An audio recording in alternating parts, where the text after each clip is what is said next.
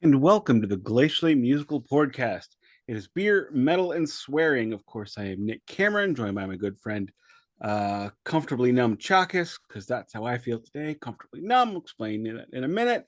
Thank you for joining us for the third installment of the Red Hot Chili Pepper series. This week we are doing Mother's Milk, their 1989 breakout record.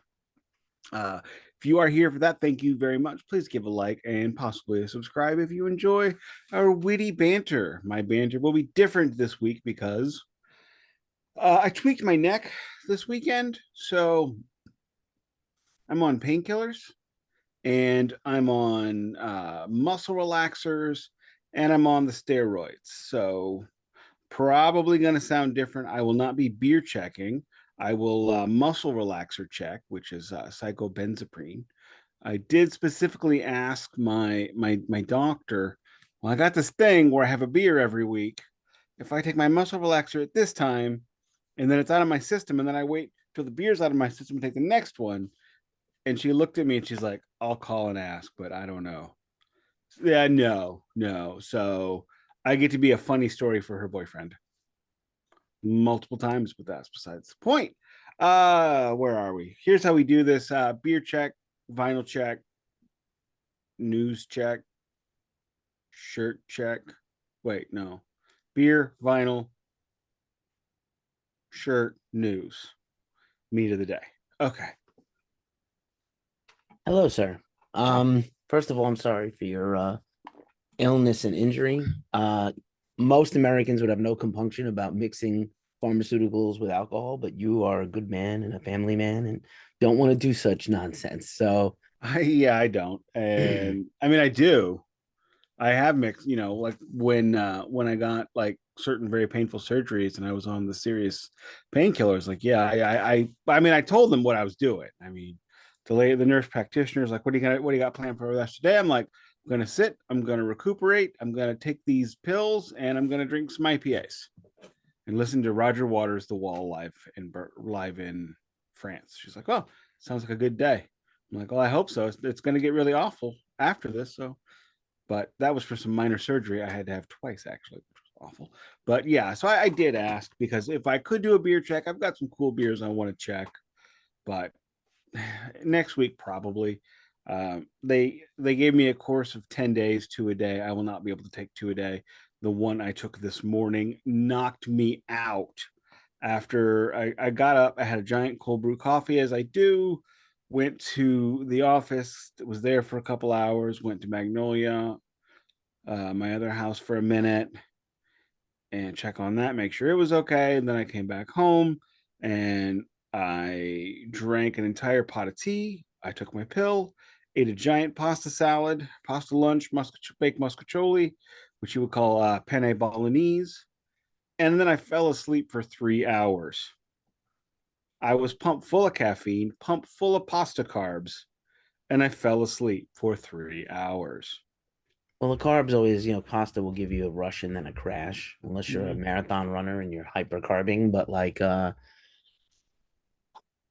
am sorry you're infirm. That blows. Hey, like one bad mother said back in the day, back in 1992, show must go on. Indeed, the baddest mother ever. By the way, I'm better than I was last week. I was pretty sick last week. I'm feeling a touch better. My hearing is not quite back to normal, but it's like now 80, 90% there. I just have like an occasional problem with my hearing, so it must be healing. And thankfully, because it's very scary to a music lover to lose their hearing. Um, so yeah, man. Let's get on with the show. So Good to see you. I guess I'm gonna beer check alone. my beer check is ice water. Nice. My beer check is a beer I have had before here on the podcast. It is the Joesephbrau from Trader Bros, Trader Joe's, Trader Joe's, Hefeweizen, because I like the Hefe. That's the pop. I don't think you heard it, but I I heard, heard it loud. I heard the first bit. All right. And the Glug, finger glug, fudge glug, pour glug, down the glug. middle. No whammy, no whammy, no whammy. I definitely knocked over a seltzer last night onto my notes from work. Cheers and feel better. Cheers. Steve's Hot Dogs actually is introducing a new seltzer today.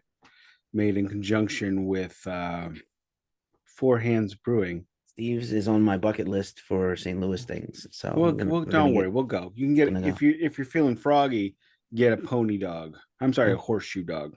okay. It's about Made of 1800. horses? It's about 1800 calories. Made of horses? It's a bun, a dog, it's cheese fries, and then a burger on top of it. Do I have to eat it like that, or can I like you fork and knife it? Oh, I fork and knife there most Okay. of the time. It's their dogs are too thick. But yes, and the fries are amazing there, by the No way. shit.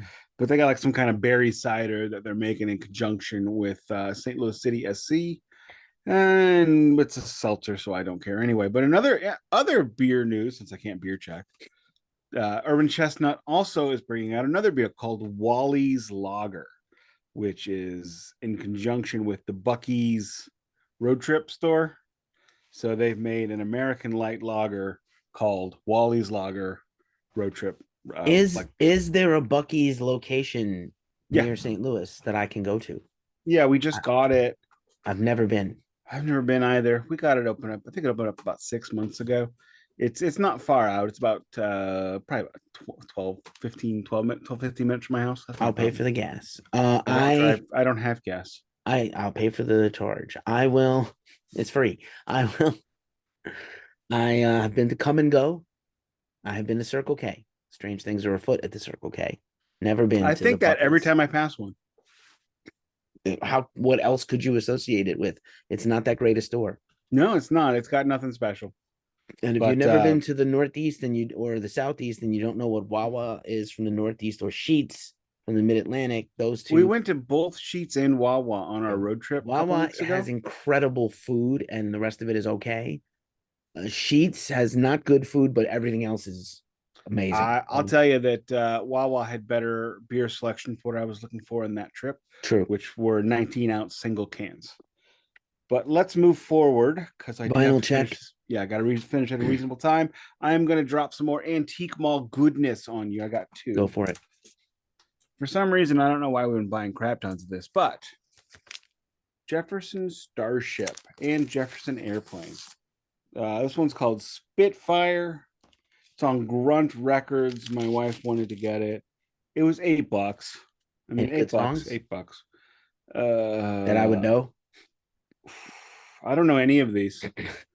Cruisin', Dance with the Dragon, Hot Water, St. Charles, Song to the Sun, With Your Love, Switchblade, Big City, and Love, Lovely Love. I think they might have been high when they wrote that last one. The shroomage is happening. Okay. Here's another antique mall find. I don't normally buy a record based on just one song, but every now and again you have got to just be like, you know what? Yeah. TIMBUK3. The album is Greetings from TIMBUK3.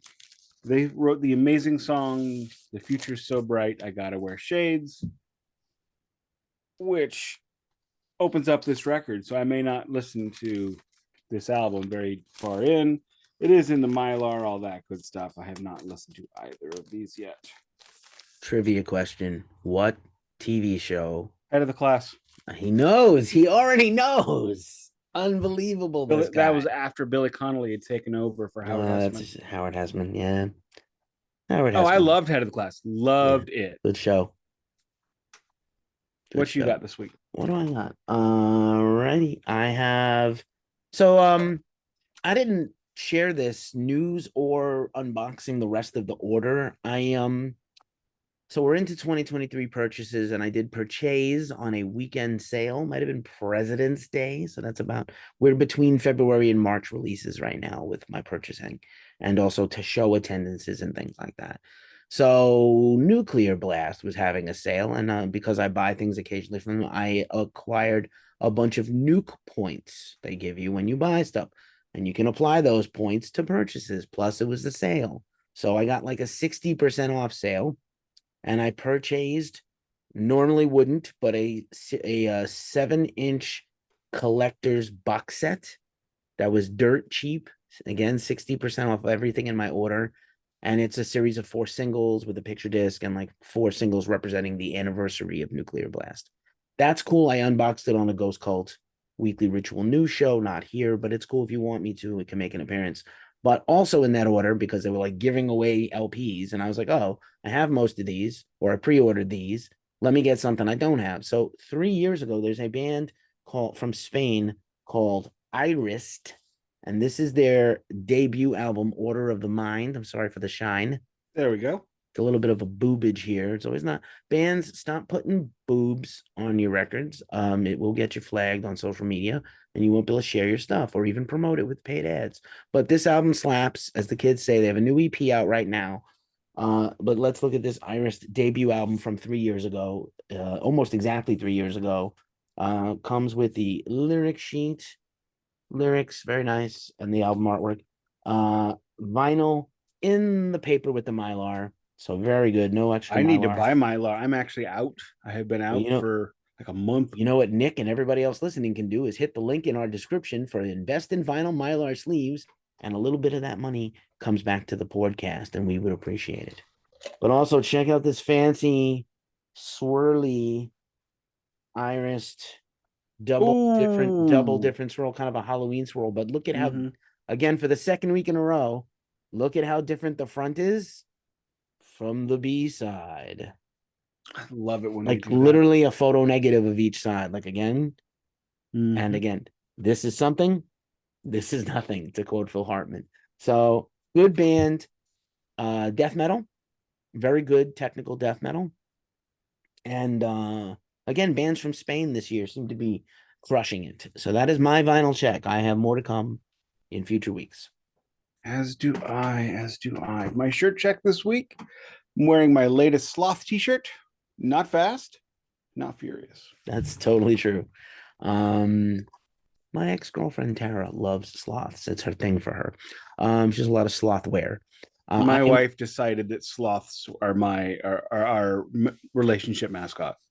So I've actually got one hanging above my head on the pull chain. I got one up there somewhere. His name's Schlofy. That's Schleffy. And then Schloffy's on the couch. Oh, okay. I see there's a theme here. Schlemiel, Schlemazel, Haas and Pfeffer Incorporated. Speaking of beer and SHC things, I am wearing my Sisters in Christ Sacred Bones record shirt. Once again, it is so comfy.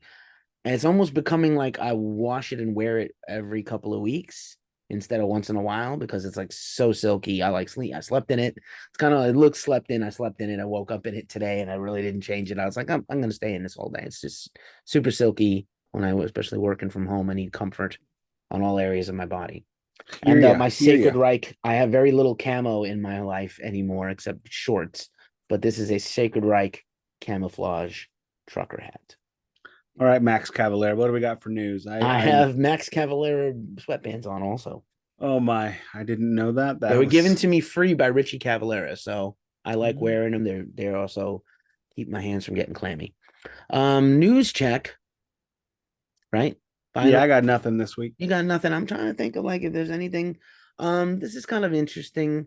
So lots of turmoil in Slipknot. We talked about that the last few weeks. Corey Taylor gave it. Apparently, I need to go to Europe to get to interview some of these big stars, because these little websites and zines and blogs get these major interviews with like little effort, apparently. So he gave an interview. Slipknot's on tour in Europe. And Clown, he was like, I'm not joining the tour. He flew out and did a few festivals and shows. Then he was like, oh, my wife's sick again, bad. I got to go back. And he's done for the summer. So, best of luck to Clown and his family. But Corey Taylor gave a new interview. And next year is the 25th anniversary of the debut Slipknot album. Now, they already celebrated a little bit for the 20th. They have done a full album performance once of the whole album. We did a whole series on Slipknot. For those that don't know, I'll link it in the description. I'll link it in the video here, right? Like here, as I'm talking, and you can check some of those videos out. They're really good. And he said we're talking about planning it. Now, again, when a band like Slipknot, who is one of the biggest bands in the world and moves the needle for everyone else, says we're talking about it, it's happening. These tours and festivals get booked years in advance sometimes, no less than a year in advance in most cases. So if they're talking about doing special festival appearances and playing just the debut album, they're going to do it. And there was some other interesting stuff that's come up the last couple of weeks we didn't talk about, but let's talk about this. Is interesting. I have not started it yet, but I have the brand new Geezer Butler biography, Into the Void. Oh, it's out? I didn't know it was It out. came out last Tuesday. It's his life in and out of Black Sabbath. He is the third member of Black Sabbath with a book. Did Bill Ward write a memoir? Technically, I think he put out a book of lyrics with a little bit of context of his life in it, but he didn't put out an actual memoir, I don't think. Ozzy, obviously, I Am Ozzy. Iommi has his Iron Man, and now we have a Geezer book, and many revelations in the Geezer book apparently that have been reported, including, sort of unsurprisingly, as people know, Gloria Butler manages Geezer and a few other bands. Sharon Osbourne manages Ozzy and Black Sabbath, and they hold the rights to the Black Sabbath merch and stuff with Tony. And Geezer says that the reason, like, Sharon and Gloria hate each other, so he actually hasn't talked to Ozzy in years because of this feud with the wives. He's like, look, he's my brother. If we had a show tomorrow, we would show up, rehearse, and be great. I love the guy. I will always love the guy. There's a bond that cannot be severed, his exact words. But the wives hate each other, so he doesn't have a friendship anymore with Ozzy, and he was lamenting this. Makes him sad.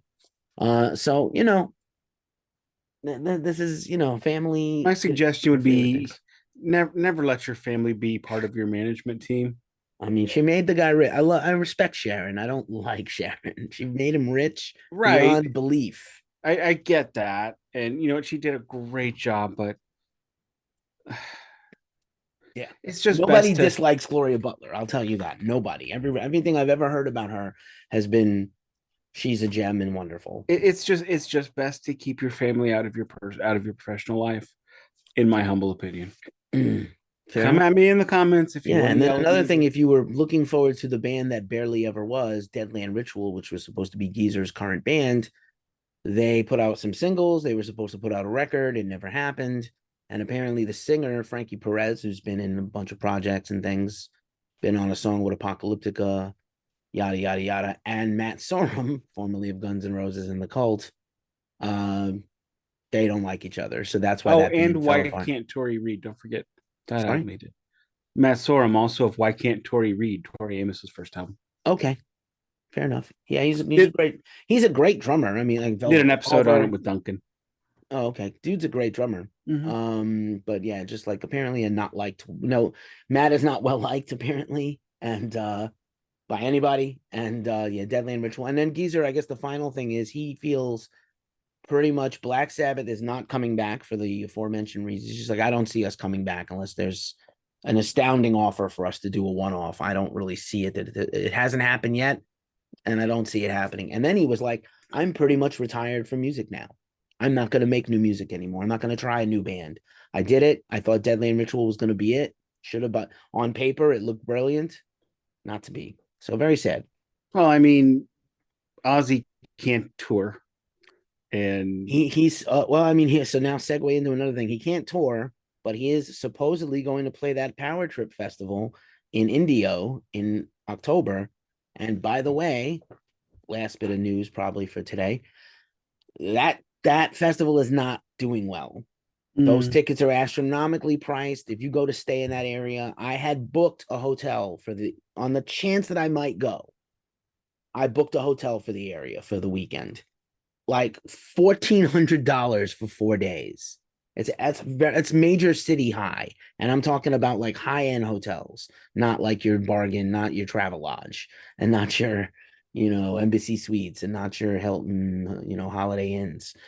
Seriously expensive for anywhere. Tickets $1,000 basically for the weekend to go see all three shows. And there's no other bands. I was waiting for like, oh, is there an announcement with more bands? There is not. There's only the headline bands. And granted, those are incredible. We used to see Tool and Metallica on the same day play full shows. Ozzy and AC/DC, which would be a major draw. Neither have played for a long time. And then Guns and Maiden. Oh my God. Could you imagine just 3-4 hours of Guns and Maiden only? Amazing. But like, it's $1,000. Who can afford it? I was like, you know what? I'm probably not going. I can't go.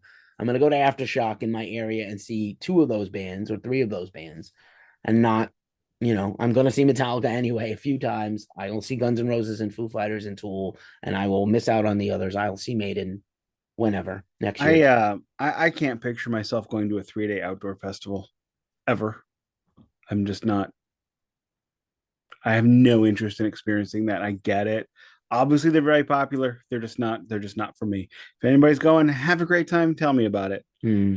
Show me some pictures that you took from, 3 farms away from the stage. I was going to invite you to come with me to full terror assault open air in southern Illinois, but I know it's not a thing for you, and so I will not go either.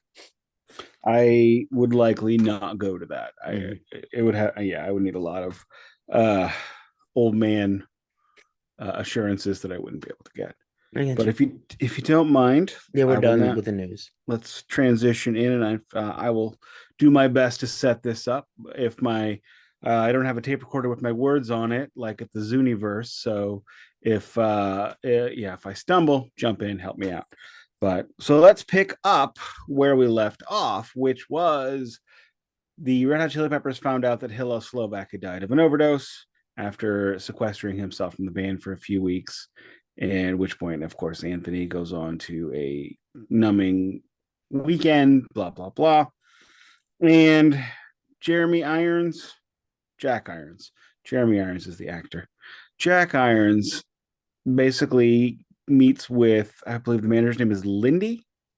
Is that right? Lindy Lindy Getz. gets Oh, what I Lindy nailed it. wants. Lindy gets. So they meet with Lindy Getz, and the two boys, the two maid players, Flea and Anthony. And Jack says, "I'm quitting. I cannot be a part of something that is killing my friends." He blamed the Hillel's death, on being in the Chili Peppers. Okay, I don't know that I would agree with that, but you know what? You got to do what you got to do. You got to live your life the way you live your life. So, which point now they were down to two again, and they have not yet recorded an album. Even they have not recorded 2 albums in a row with the same lineup, and they have done four albums, 4 lineups.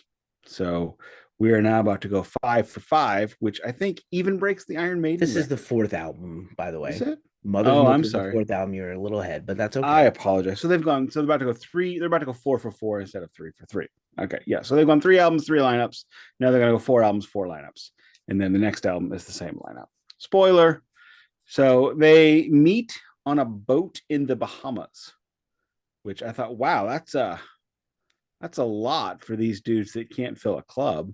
But okay, Well, again, I wouldn't say they can't fill a club because they were unusually like they had non-charting albums, but the label was sinking money into them. They had videos on MTV.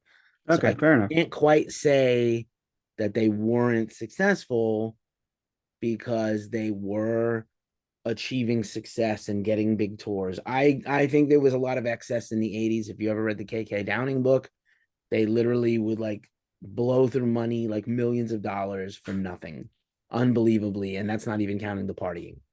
A good friend of mine, Joe Finn, or I'm sorry, Joe Tebow of Finn's Motel, formerly uses the stage name Joe Finn, told me about a guy he knew who played drums and was on a major label recording band in the 90s, and what it was like back even in the 90s, about how they spent 3 days trying to get a snare sound in a $400 an hour recording studio with, a paid producer.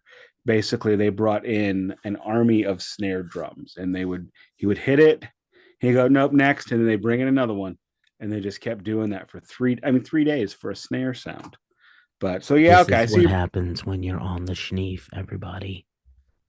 This is what happens when you're on cocaine and a band selling well. Promise, if the band sells well, you're promised more cocaine, so you let them do it, and then you just go whatever, and you move forward. So they're in the Bahamas, they're meeting, and they decide to move forward because they don't think Hillel would want them to quit after what they had built. I have to agree. I mean, getting to that level, even though they're not, filling arenas, even though they're not doing all that business, they're on the cusp of it. They're getting noticed. They're getting tours. So they agree to move forward. Can I interrupt for a second and ask a question? Go ahead. In your personal opinion, they go have that meeting and they don't go forward and they break up. And Flea will easily get another job in rock Mhm. playing bass for anybody. Kiedis will don't know what. Clearly, they wouldn't be the Hall of Fame band we now have, but like, would they still be remembered for those first few albums? Would you care? That's the same question. Here's another way. Let me rephrase that question. If Kiss doesn't record a live and they lose their battle with the label, and Rock and Roll All Night live version never comes out, are they remembered? No, they're just some goofy band in makeup, like But Slade. They're well, not any bigger than Slade, probably. I think this just becomes some goofy band in socks. You know, They didn't get to the Sox till after this, so they I didn't thought even get so. there. No, they got Yes, socks the with Sox Hillel. EP is no Frusciante. That's after this album, before the next album. It Sorry, is on the Abbey Road EP. They're which wearing socks. 1989, 90. You can look it I'm up. I'll let you look it up. I'm looking this Debates and fights happen on the Glacially Musical because Podcast. Fire is on Abbey Road EP, and Fire is the only song with Hillel Slovak, May 1988. Okay. Mm, Well, maybe you have yeah, won the day for once. and For there's once, Nick is right. Hillel, Anthony, Flea, and I guess no, I'm sorry, Jack and Anthony. Anthony's Okay. first. I'm looking at But on the Hillel's. photograph, I don't think it's Hillel. He's It dead. is. It I'm is? looking at Hillel's brown pubes Oh, man. and frosted tips. Goodness gracious. I just remember this because Fire was on the Abbey Road EP, and Fire is the only song on Mother's Milk That featuring Hillel is Hillel. on. All right, fair So, enough. all right, now that I got that and I am right, where was I? I'm easily lost today. So they somehow recruit John Frusciante. I don't know how they found him. He's 18 years old at the time. He's in their fan club and he's an obsessive Chili's fan. And he was like, worshipped Hillel. Worshipped him. Yeah, his playing definitely shows that. Nice. Wanted to correct myself on something I said. The video with the sand is True Men Don't Kill Coyotes. I believe he pronounces it coyotes, but yeah, coyotes is acceptable. That's fine. Sorry, I wasn't thinking last week at all. We actually watched a bunch of Red Hot Chili Peppers videos yesterday. Who's the we? Me and the fam. Okay. The child is less than impressed by their lack of clothing. Yeah, it's a lot for preteen to see. You have to question your parenting morals. But anyway, I know These were videos. These weren't socks. But then I said, by the way, they did a tour wearing just socks. they've She's done like, many what? a And I said, show. they did one sock. And the kid looks at me and goes, no. And her mom goes, nope, they did. And you showed her this. No, I didn't. I didn't show her. And I just said, I'll leave you to guess where they wore the sock. Goodness gracious. Anywho, make better decisions, Nicholas. No, All right. He refuses, folks. I am who I am. Is there any other background noise that we need to get Yeah, I mean, on this we one? left out a very integral part, Oh Chad. my lord, yeah, So Chad Smith. they get somehow they get hipped to Frusciante, and he just ends up it. He tries out, but basically it's like automatically, yes, you're in. Of course you're in. Look, they heard him play for like 5 minutes, and they're like, yes, you. But more interesting to me is the open call for drummers they had in LA. How many drummers do you think are in LA trying to be in a better band or a band? A Uh, million.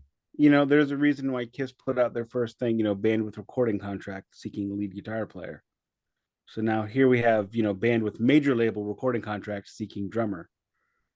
And in 1988, I think there were a couple of bands in LA gigging, trying to get somewhere. And in local scenes, especially scenes like Los Angeles, it is cannibalistic. You're in four bands. Here's a band we were talking about now, where half of them were in a whole other band and left because they both got signed.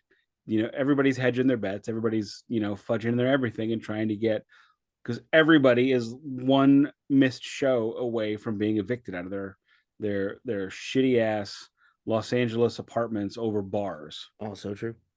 So I don't remember the total number, but it was like 100 or more drummers tried out for them. Now I don't know what that problem did. They come in and play to a tape? Did Flea and Kiedis come in there and work them over?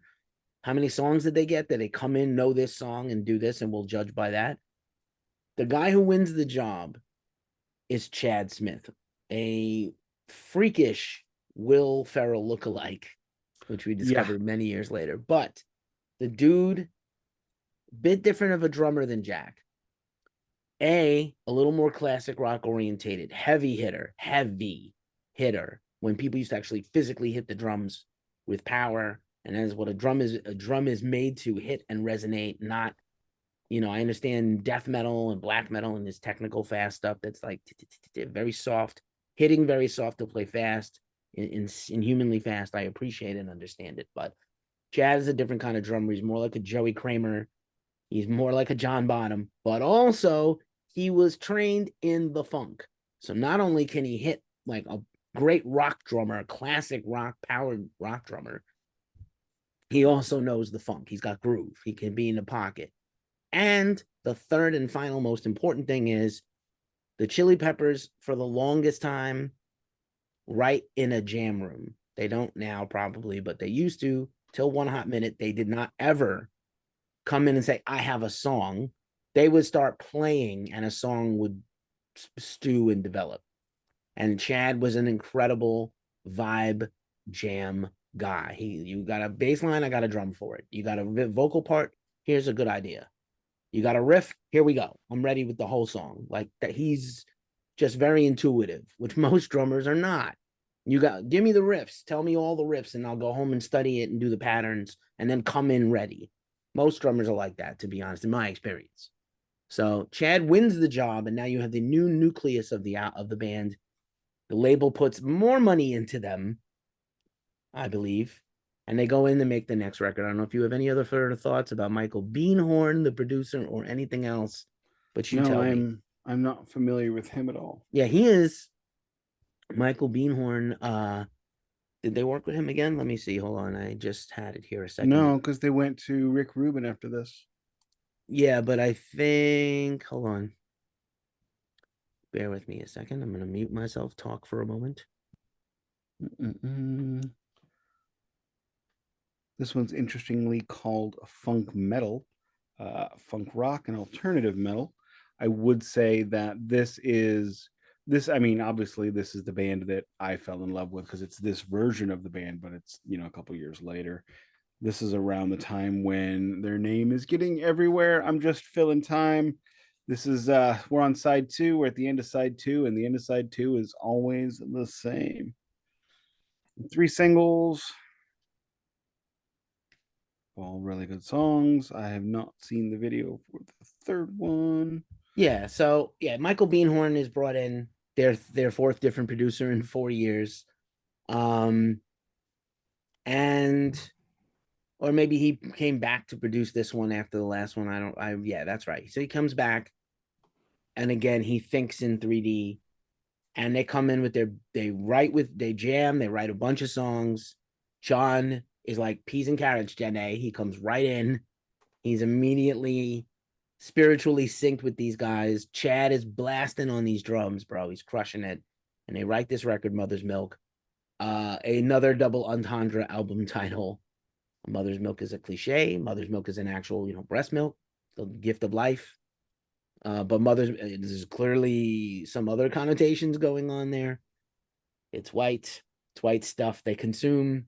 The album cover is partially controversial for the naked lady, covered strategically by members of the band and their goofy shit. I But don't like naked people on covers. they like naked, they like nudity. So Mother's Milk is also, I had known of the band, I knew a few songs, but this is the album that took me in as a fan as well. This tape in my Denon zipper case of 10 cassettes in high school or 12 cassettes in high school. This did not leave my bag for years. I broke the tape twice. I had to steal it from Tower Records in Lincoln Center. I got caught trying to steal it, been caught stealing. Foreshadowing for later, another time. But it's a pretty incredible record. I gotta just spoiler alert. I love this Yeah, record. we It's one we of my we're favorite records. finally hitting an album where they hit on all cylinders. There's And definitely some filler tracks I would have kicked off the island, but I will also yeah, say it's a little longer than it needed to be, not obnoxiously so. It's like, 45 minutes. They could have knocked this down to 40, and I think it would have been a little bit tighter. And with that, if you don't mind, I'm just going to move into track by yeah, track. do you want to do the track by track or I'll should lead I it. do the track by track and give the commentary? I'll lead it. Okay. I'll give my commentary, and then I'll set it up. You knock them down. Speaking of filler, we start off with it. Good Time Boys. This song has like samples of X and other bands, Fishbone and somebody else, and this song is long. And I mean, granted, I was listening to it, under the influence of painkillers and muscle relaxers, so I was probably in the right state to really hear this record today because I'm down and mellow. Everything's all blissed out in my head. Yeah, I mean, I am comfortably numb. That is today. That is the theme of today. But I went, wow, this has gone on for a long time. And it's 5 minutes, and I don't need 5 minutes of this. And I'm like, am I on the next song? So I pull up the track listing. Nope, I know that next one real well. So it's not that one. There's a weird break in the middle where it seems like they were starting to play a different song and then went back. Yeah, it's like Bread Um, Fan by Metallica, where they're, it's rocking out all of a sudden. And then it gets to this thing. And if you were young me trying to tape it off the radio, you hit stop. And then it goes, Brett, I got balls. I got to call and request this next week. nice. Um, if you're looking for my feedback, it's pretty close to yours. It's too long. This would have been a good 2 minute song. Yeah, I understand why it led off the album. It's got a very good, it's hard, it's immediate. Right away, you hear this is a much better produced album than anything they've ever done. correct. Song is not the quality yet. It's actually Correct. one of the weaker It is the album weakest. openers they have ever had, including the modern records I don't love. It's a weak song. I wouldn't have opened with this. It's not a bad. I wouldn't have kicked it off, but it's not. If you Not good. cut this down to the high energy parts, it's a great album opener. If you bloat it up like this, you just leave it on the beach and don't just leave it there. So No notes after that. moving on into higher ground. Okay, now this would have been an amazing album opener. It's perfect. It is everything we love about the Chili Peppers. Flea going to Funky Town and burning it down. I mean, the idea of watching his hand do this, like being able to be up close and like look at it like this, and just see that.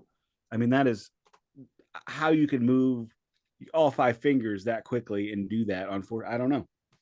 Amazing. Anthony Kiedis is now a vocalist. He's kind of singing, still kind of rapping. Moving on, they do the first. This is like one of their first real big choruses where they've got the big gang vocals screaming higher ground. Well, Really this doing is a a great. cover, right? This is a Yeah, yeah, Stevie Wonder bro. song from Inner You. Visions. I actually do because I didn't know you weren't saying it was a cover right away, so I was wondering. Well, Sorry. I'll just go ahead and say what you interrupted. They actually did a wonderful honor to the original writer, Stevie Wonder. Okay, fine, but it's a hit song for Stevie Wonder, so it's not like an unknown song they covered. It's like a huge hit single. I think it's an unknown song for the MTV generation. I mean, everything is an unknown. I mean, MTG, what the shit did they know about Stevie Wonder? Nothing. I just called to Exactly. say I love you, and the Woman in Red, and stuff like the Part Time Lover. I don't even know if they knew that. That was like Okay, a, but it's an unknown song to the audience that it's going to. I guess. Um, Look, it's the a Red Hot Chili Peppers are funk for white suburban kids like me. yes, yes. I knew of Stevie Wonder. I didn't know him that well. Oh, I Flea did wears though. the most amazing pants in this video. He wears Everything pants in about this song, the video, everything is. the pants are made out of stuffed bears. I don't know who thought that up. I know what they were doing when they thought it up. Were they Care Bears? And they might have been Care Bears I don't know. or They were Before Beanie Babies, but that would have been well, no, sick. Beanie Babies would be too small. I mean, Flea is pretty small. He's called Flea for a reason, bro. He's 5 feet two, like eyes of Is he blue. really that short? He's tiny. I don't think he's that tall. Um, this is not just one of the one of the best Chili Pepper songs. Should have been the opener. Mhm. Most fun tracks, best song live, best cover, one of the best covers of all time. I'm not exaggerating. Agreed. And I This know is how to play the no, I actually I'm on going the to go ahead bass. and disagree. It is not one of the best covers of all time because it does not do the second thing. You can't hear the original artist and their. Oh well, I do. So nuts to you. I think it's one of the greatest Okay, you know covers what? Maybe ever. I just don't know the song well enough, and I'm just talking. I'm trying to I actually don't hear. know. I don't know. I think Sorry, they did an sorry, incredible Captain. job. Actually, Sergeant Maybe is trying to get back. Sergeant Maybe's getting shut down today. Should have been. It's the perfect length, 3 minutes 22 seconds. Agreed. Uh, Kiedis does a competent job singing against one of the greatest singers of all time, Agreed. Stevie. Frusciante, this is probably everybody's first introduction to John, and it's amazing. He makes the lick of the song his own. Literally, the right hand piano part is John's guitar, and it's incredible. And the beat's great. Everything's great. No Everything's notes. great. Stefan, who did this video? I forget who did it. I don't know if you know that, but This is before they really talked about who directed videos. Yeah, I probably can look it up. Next, we move on into Filler Town, population subway to Venus. Yeah, it's not bad. It's nondescript. I understand why it was not a live staple or ever included on the greatest hits. It's funny though. There are quite a few songs on here. Like if you talk to Chili's diehards, they love these songs. This is there's nothing wrong with Subway to Venus. Yeah, there's a few like that. The next few. However, there's nothing really right about it either. There's nothing great about it. Yeah, it's good though, and it's good. And you know, Kiedis's lyrics are pretty forgettable in general, but like until later. But like, it's solid. Solid, not it fits. Yeah, it does what it says on the tin. Yeah. This is them trying to combine. Last week I stole Nik's line, and this week he steals mine. Okay. This week in this song, they're trying to combine their love of Jimi Hendrix with their love of George Clinton. Yes. And it comes out to this. Yes. You know, those are two great tastes that taste weird together. Mm. Moving on to straight up filler, Magic Johnson. I'm assuming that this is also based off of their love of living in Los Angeles and not letting, I mean, these guys love Los Angeles more than Nelly loves St. Louis. Totally. It's embarrassing how much. Magic Johnson was next to Michael Jordan, and even maybe before Michael Jordan, the biggest star in basketball at this time. Mm-hmm. It was Larry Johnson and Magic Johnson and Larry Bird for a number of years. That's the two dudes I knew living in St. Louis, where the NBA doesn't really exist. Right? Did you have a team? The Bulls? Not in my life. Not in my lifetime. No, but I mean, like, was there a team you rooted? Would you root for the Bulls? Would you root for Charlotte when they got a team? No. Okay. We don't have basketball, so I don't. I mean, people must play basketball in St. Louis. Yeah, I know. But it's not really part of our talk radio culture. It's not part of our sports culture, where it's it's not in the cultural zeitgeist of St. Louis. Fair enough. Magic Johnson, not that great a song, seriously. Nope. Moving on to Nobody Weird Like Me. All right. Well, you know what? That is true. Is it fair to say the soft underbelly of the album is songs 3, 4, and 5? Yes, it is. Yes, it is. It really is. But when we flip the record, we haven't flipped it yet. We're going to. No, we're not. We're gonna in a few. And after the next track. Yeah, but this soft underbelly comes early. I don't know. I can see why they like these songs. They sound good. The soft underbelly can be in one of two places. It's in the middle. It's in the middle of a side. Yeah, and that's where this is. Kiedis is word diarrhea rapping and not singing very well. Kind of holds these back from being better, in my opinion. But they're just what they are. They're good tracks. They're not. You wouldn't skip them necessarily. They're not exactly. They're not bad. They're not great. They don't need to be played live. They don't need to be played on the radio. The thing that kept this album from being like an A tier album is these songs. Yeah, and a couple on the other side, but we'll get to those. This is it's a 30-30-30 album. Actually, that's not true. It's a 50. It's like a 50-50. Well, it's like a 55-45 on the good side. Like it's not that good. Reeling with the feeling. Don't stop. Continue. This one closes out with, in my personal opinion, the best song on the record, which is "Knock Me Down," which was one of the first of many tributes to Hillel Slovak and how they've lost him. And just a truly, truly great song. And it is the kind of song that showcases who the Red Hot Chili Peppers are. And if you don't like this song, you will never like this group. It's so lonely when you don't even know yourself. This is the first great vocal moment in Anthony Kiedis' entire life. Agreed. And this is my favorite Chili Pepper song, bar none, to this day. I love this song like you love your child. And when you get in on the train or after this time, it feels weird to go back to things like Catholic schoolgirls rule. Exactly. Like, this is a step up dramatically in their everything. I understand it was about their friend that died, but this song is brilliant. The backup, the singer at the end, the gospel singer. Oh yeah. The video is like very flawless. Funny. It's kind of like a little more comical and less serious until the end, but the song is a 10 of 10 song to me. So you got the 10 of 10 cover, in my opinion, and the 10 of 10 original. Finally. Agreed. Finally got two. They've finally done the two things they've been trying to do for three on their fourth album. Now we flip the record over. Also, what to say, I did watch the Fight Like a Brave video last night as well. Oh my God. That was the one that I thought was the anti-organic beatbox band video. Okay. But you know what Fight Like a Brave always reminds me of? You can dance when you want to. You can leave your friends behind. It's like Safety Dance, the video, except not in the field. But they wear hats. They do wear hats, and as opposed to the men without hats. Correct. Who also, there are people in that video who do wear hats. But they're not the men without hats. The man without a hat doesn't wear a hat. And also the J, the I, the M, the Y, the Jimmy hat is also a thing in the 80s. I don't know what that is. Oh my goodness. It's a rap reference to condoms. Anywho. Oh, interesting. Continue with Taste the Pain. Well, referencing condoms on this record, probably a good thing, because we're going to get down to things later. Many unfortunate children were conceived to this album, by the way. Yeah, I'm sure. We flip the record over, we get to Taste the Pain, which, if I had to guess, probably also inspired by loss and that kind of business. Another great song, another single. I do not recall ever seeing the video for this one, however. Oh, Taste the Pain had a video. I'm just saying I don't recall it. Flea plays trumpet. It's actually a pretty cool song. It's a pretty great song.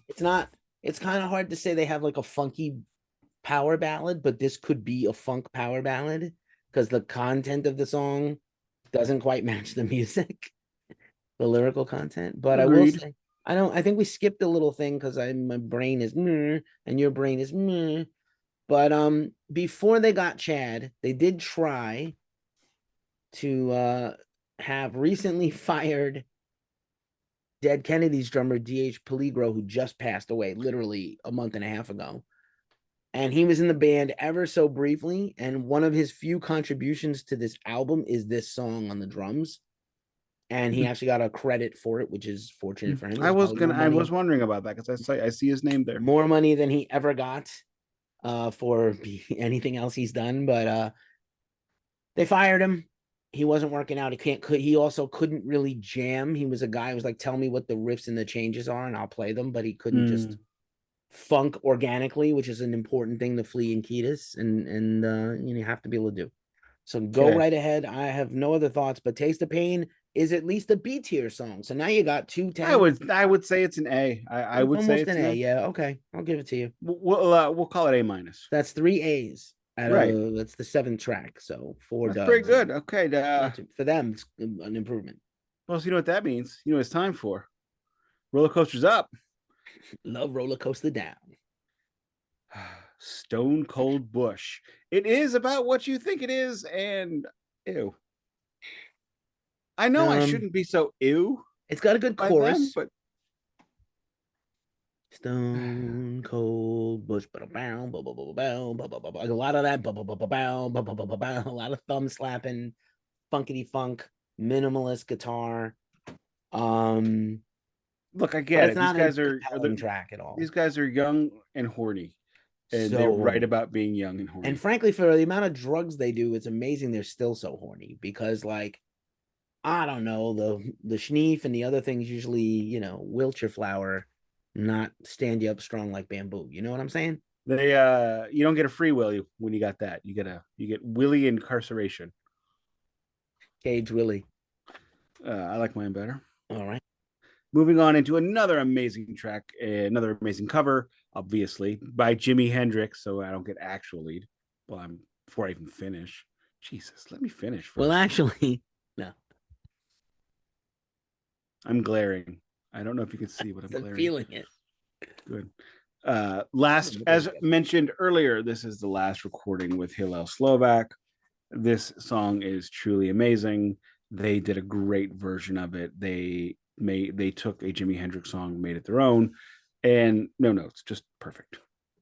I agree. I would say that this is they channeled James Brown with a Jimmy song. Yeah. Unfortunately for them, we will get to this in the next episode. Oh, not really, but we can talk. I mean, like, unfortunately for them, they played this at Woodstock 99, which perhaps inspired the fires. If you listen to the blame shifters of the Woodstock train wreck Woodstock 99 documentary.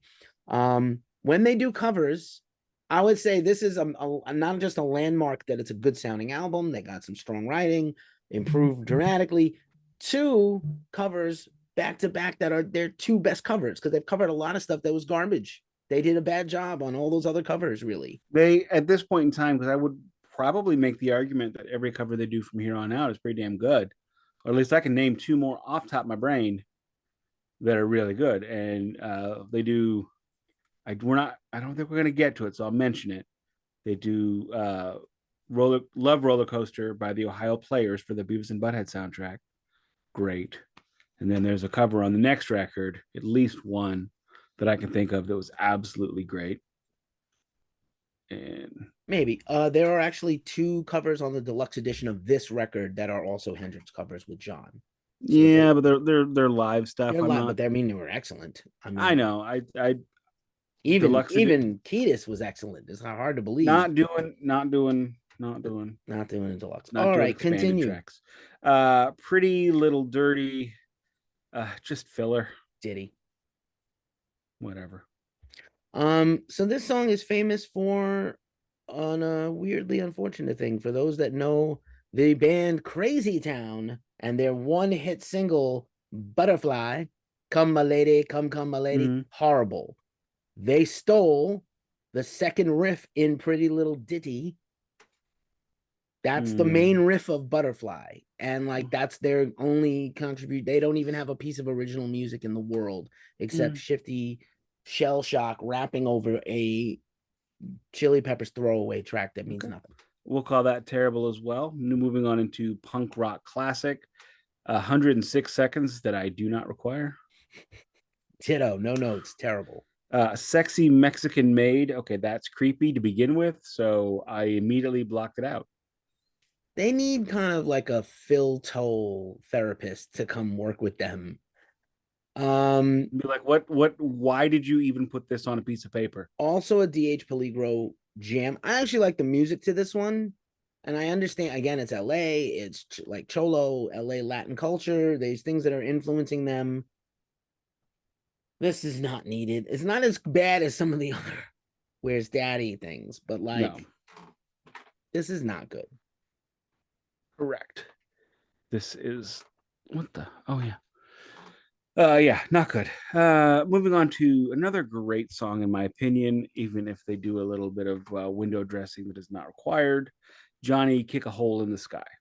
Great tune. Great way to end the album. It's definitely a strong track. It's not weak. Good vocals, good music. Frusciante really made himself like he came for a teenage guy who had really not been in a band before, I think. This guy showed up and delivered. Songwriting, soloing, absolute right approach, blended in with the guys under the wing of these older guys he worshipped. Obviously could handle it, at least up to now, not later. But at this level, this is a dude, he's literally the MVP of the record. Agreed. And so let's quickly just discuss the tour a little bit. They went on, I think, about 15 different legs of this tour. They went to Europe, to America, to Europe, to America, all over the place. There are some weird tour stories that I don't feel like we need to get into. I will say that Mr. Frusciante was on record later on in life saying he really did not like who he was at that time. He was definitely taking all the major tastes of the debauchery of what he could do. Right before the tour, of course, Kiedis breaks up with his longtime partner, presumably to go debauch. That The Carolyn al- Hawk, the model, yeah, she yeah. factors in next week heavily. The album itself is a big hit for them. It goes gold, and they get radio play, they get MTV play. This is when things get weird because Anthony Kiedis has always been on again, off again with the heroin. And when he would be off again, ready to be on again, he would go to Walgreens or CVS or whatever else you've got in any other place, and he'd buy diabetic needles. He would buy insulin. He would buy insulin needles in order to have clean needles to shoot up. And now he's getting recognized when checking out when he's doing this. They're like, "Oh, I didn't know you were diabetic." It's like, "Oh yeah, I'm diabetic." And thankfully this is few and far between, but it is happening. It's very awkward, but all in all, successful tour, successful record, and now we are seeing a band that after Freaky Styley, whether or not Hillel Slovak survives or doesn't, the Red Hot Chili Peppers would find themselves having to make the same choice or having the same problems, the same option. After their third album, their fourth album has to be a hit. That is just, they're on a major label. The fact that in the 80s, a major label has put them through three records that didn't do well without dropping them because they believed in them, but you can't, it's like the guy in Bull Durham. He was a goose egg. He wanted the witch to bless his back because he was 0 for what, 28 at that point. He needed to get a hit. He couldn't remember his last hit. And if you don't get a hit, same thing. You don't hit in baseball, they'll let you go.